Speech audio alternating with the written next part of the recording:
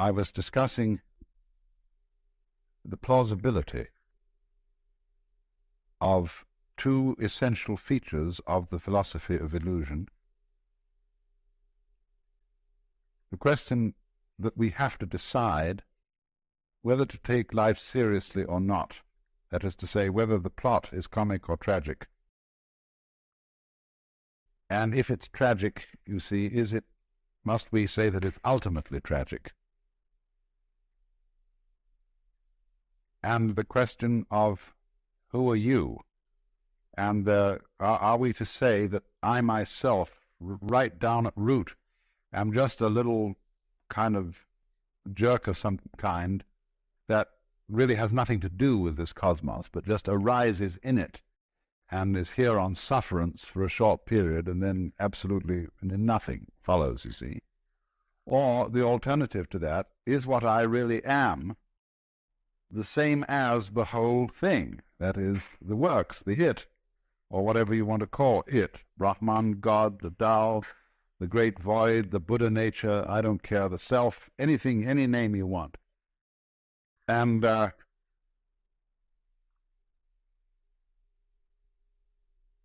whereas that attitude, you can look at it from various points of view in judging it. You can say it's wishful thinking. You can say that it's insufferable pride. But the point of the matter is, as I tried to show, any other way of looking at things is kind of schizoid. It looks at human beings as if they arrived in this world like a bunch of birds on the branches of a barren tree. They just got settled there, you know, they don't belong. The sense of being strangers and pilgrims from another domain altogether. Well, where is this other domain? And how does it relate to this one? Are they separate? I showed you that even when we say that two domains are the poles apart, the very fact that they're poles shows that they have a hidden connection. And the hidden connection is the big thing in life. All you junkies know that.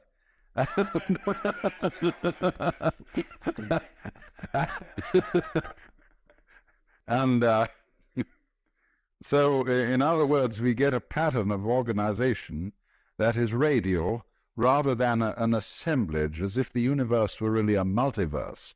A lot of things that got collected together out of the infinite wastes of space and sort of began to maunder around each other. Whereas the other pattern, which is so much more sensible, is central and radial, and I showed you how the crystals and the stars and the octopuses and even the human beings are all radial structures. Of course, we don't see our radial relationship to the totality of the universe because it isn't obvious.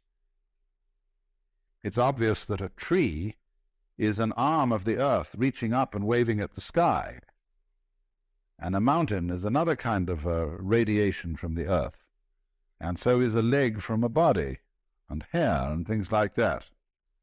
But what makes human beings, as the highest of the mammals, so conscious of being independent is that they are topologically an enclosed surface, you see, which wanders around independently of the ground. What we don't notice is that we are not independent of the ground at all, that wandering around is something that is entirely related to there being some ground. In other words, when you run up a hill, the hill also runs you up it. The hill rises and lifts you as you run, you see? And if you understand that, you don't take a hostile attitude to mountains and hills. You're grateful to them for lifting you up so high in the air, because that's presumably why you went up, that the thing was high. It was lifted up. You wanted to be lifted up. It lifted you up. You had to cooperate, of course. I always like the illustration that I've used before, perhaps you haven't heard it, of the thistledown. The thistledown, too, comes moving through the sky. I once was playing with the thing, you know, and just came out of the blue sky, and I caught it like that, pulled it under my nose, and it started to pull, to get away. Looks as if it were a butterfly or something. It pulls away when you catch it by the leg. And I thought, oh no, of course, that's not the thistledown, it's the wind. Well, which was it? You know, in a famous debate that was settled by the sixth patriarch of Zen, there were two monks arguing when a flag was flapping in the wind, whether it was the wind or the flag that was moving. And he said, it's neither, it's the mind. And so in a way the same thing was true about the thistledown. The mind is the moving thing, because which point of view will you take? Which attitude of mind will you take towards this? Is it the wind moving the thistledown? Or is it the thistledown that is moving itself with the wind? After all, when you see a sailing boat, and there's a man in the sailing boat, who is moving the boat? Is it the wind moving the boat, or is it the man moving the boat because he was smart enough to put up a sail? Much smarter way of getting around than rowing. You don't have to work. It's intelligence, you see, the mind that moves the boat. And so in the same way, I thought, you know, this thistledown has some kind of intelligence. It's radial, it's organized, it's beautiful. And it's used that to sail itself with the wind, to enable itself to pull like a little organism playing with the wind. And so in just the same way, each one of us uses the universe to get around, and the universe uses us to play with, and to make games and patterns, and to do its stuff. So because we seem to be disconnected and entirely sealed within our skin, that is a very deceptive thing, because the skin is not really the boundary of man. You will notice that in various periods of art, human beings have been shaped in different ways, and have been more or less transparent at some times, at other times opaque, and sometimes the emphasis has been on the state of mind which this human being is in. At other times the emphasis is on the bodily conformations and so on. In the work of painters today, one sees images that at first sight one doesn't recognize as being human.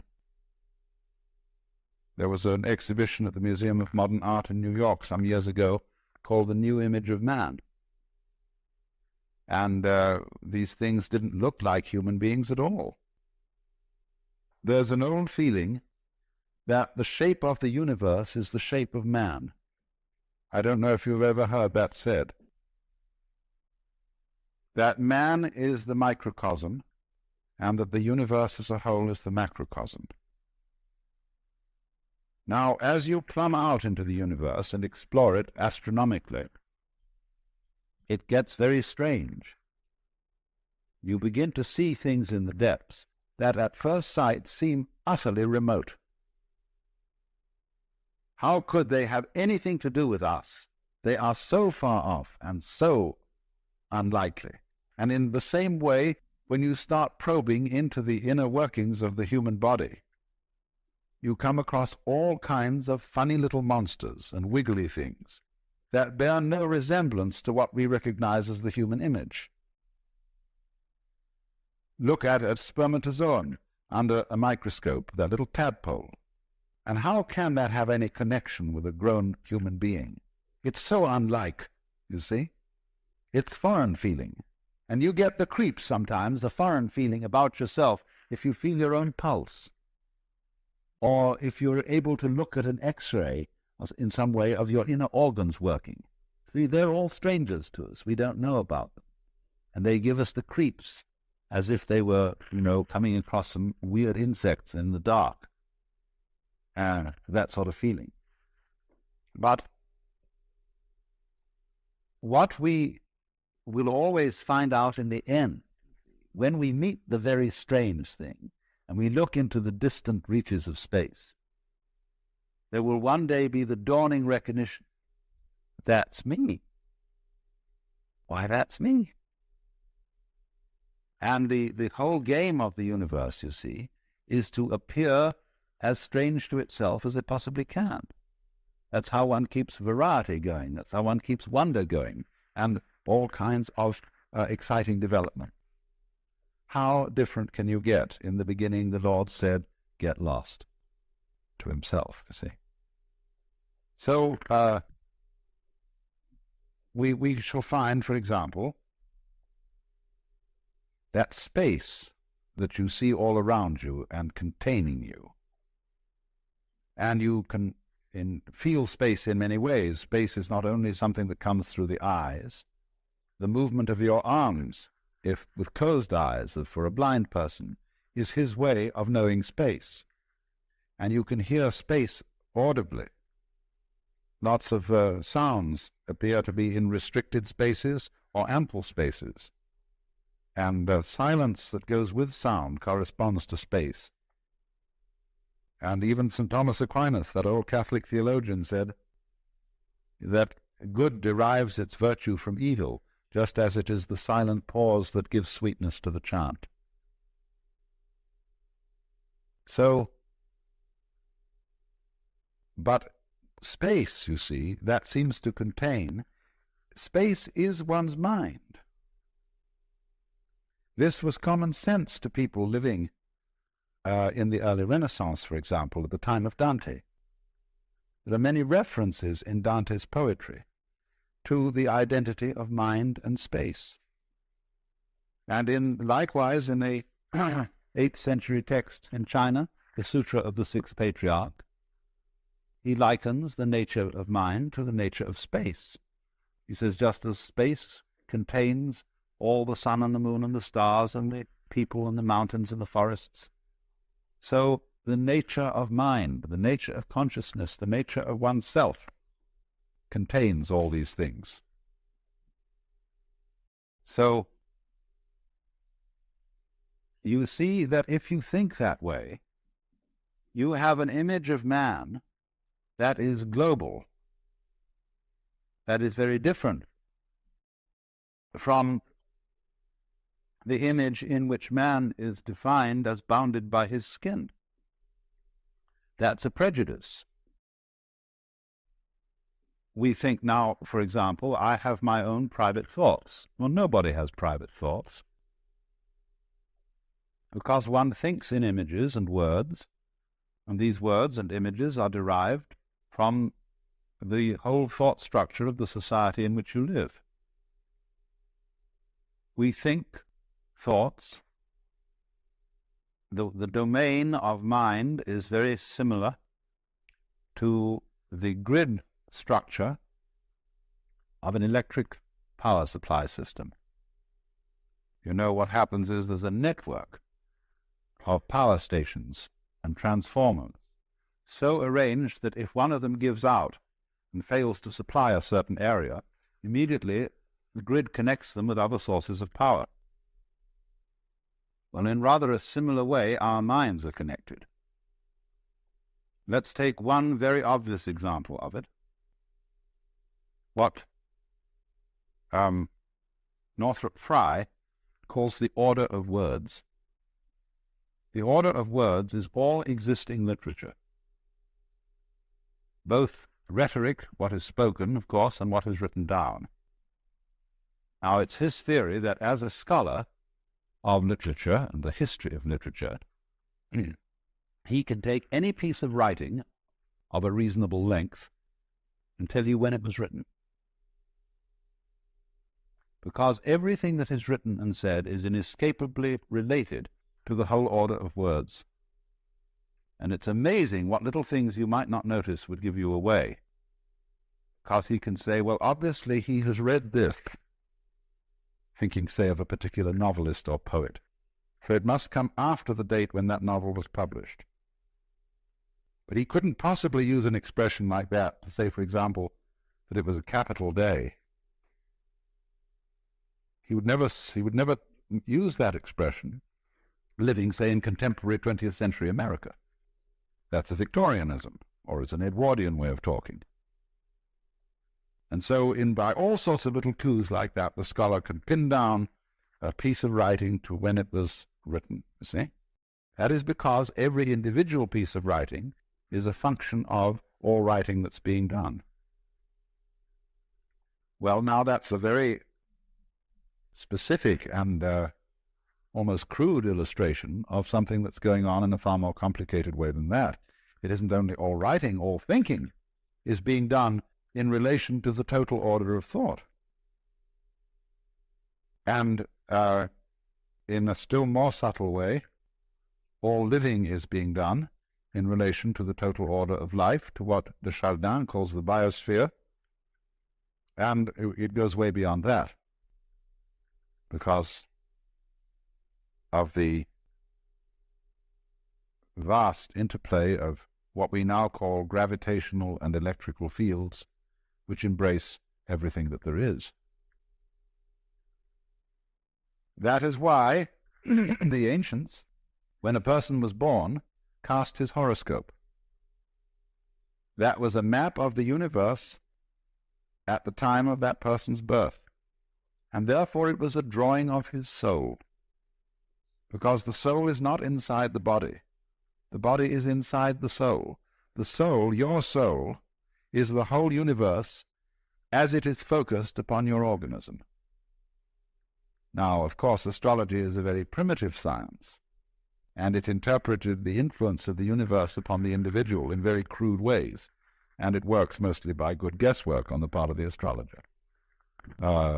If you know how to tell fortunes at a fair, you will find out a great deal about how all these predictive psychic sciences work, because the client invariably gives himself away, either by his anxiety to be told the truth or by his anxiety to conceal it.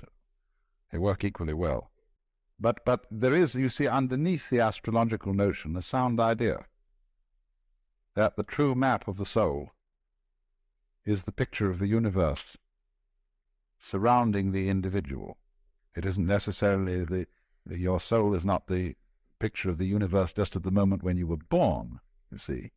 It goes along all the time you live, because the whole thing expresses itself through you.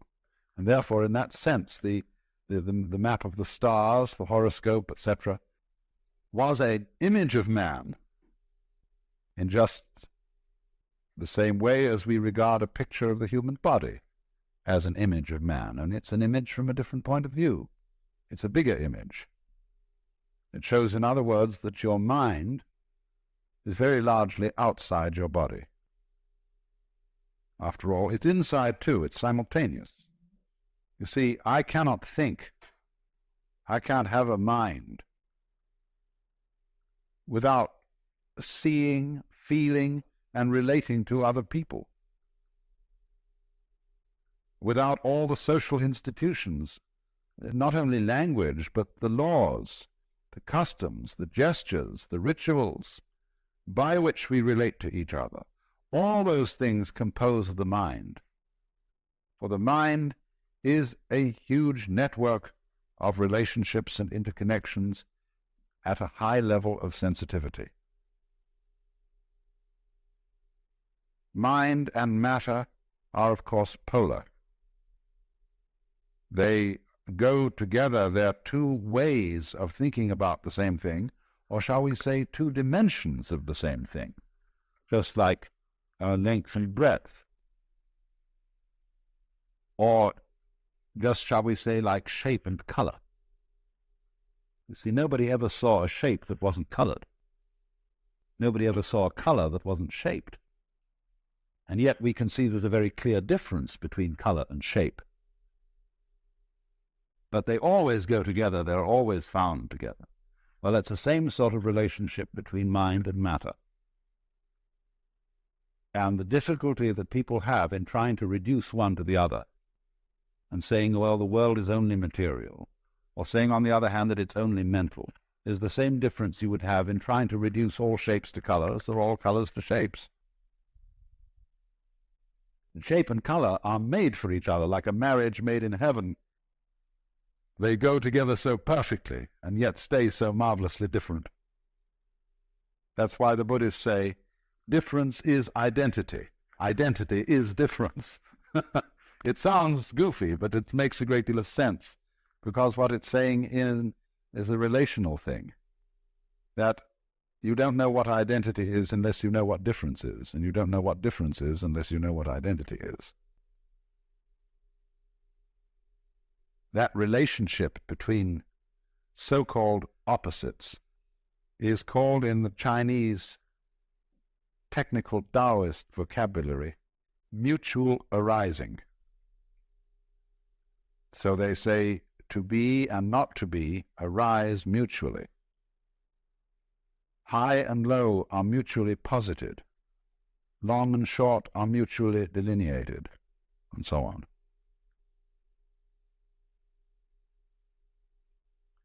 Now, what we see then is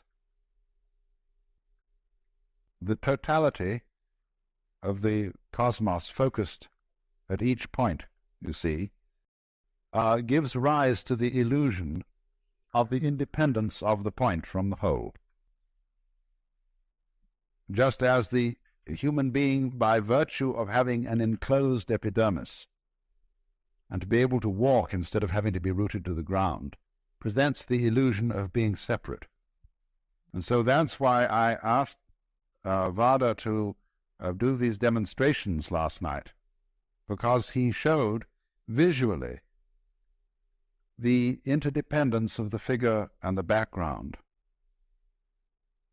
and how the two play together, how you can switch from paying attention to one to paying attention to the other, and in each case it's significant. That is an art that we have lost in our day-to-day perception of life, and it leads, practically speaking, to the serious problem of ecological blindness. That is to say, to the ignorance which most human beings seem to suffer from, especially in our culture, that they are inseparably related to their physical environment. It looks as if we aren't. It looks as if we can go out with bulldozers and insecticides and every kind of a gadget and make over our physical environment as it suits our whims. But then we discover to our consternation that we've upset all sorts of balances, that the house we made such a nice flat lot for on the hillside suddenly slides down the hill when there's a rainstorm because we took away all the shrubbery that was binding the hill together. And, you know, this happens in Hollywood every day. And nobody ever seems to learn. And that's, you see, this immense importance of overcoming the illusion of separateness. But people are afraid of that because they think it's communistic. They think that the grand style, the great thing about Western civilization, is its stress on individual personality and its value. And that we have created the ideal of personal integrity. That is to say that the most important thing in the world is the individual. All collectivities, corporations, states, and so on, exist as servants of the individual. And if they get in his way and they interfere with his private enterprise, whatever that may be, it's a bad thing. Man, the individual, is the crown of creation from this point of view.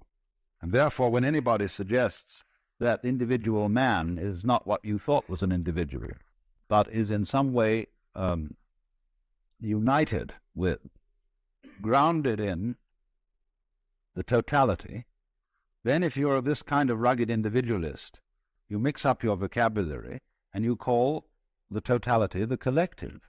Now, the collective and the totality are two completely different things. The idea of collectivism is based on individualism. It's the idea that the society of mankind and the physical environment beyond it is a collection with nothing of the kind. That's the idea of cosmic flotsam and jetsam that all floated together into a collection. And that's the obverse of individualism. American individualism is the same philosophy as Marxist collectivism, seen from the other side, because they're both based on the same erroneous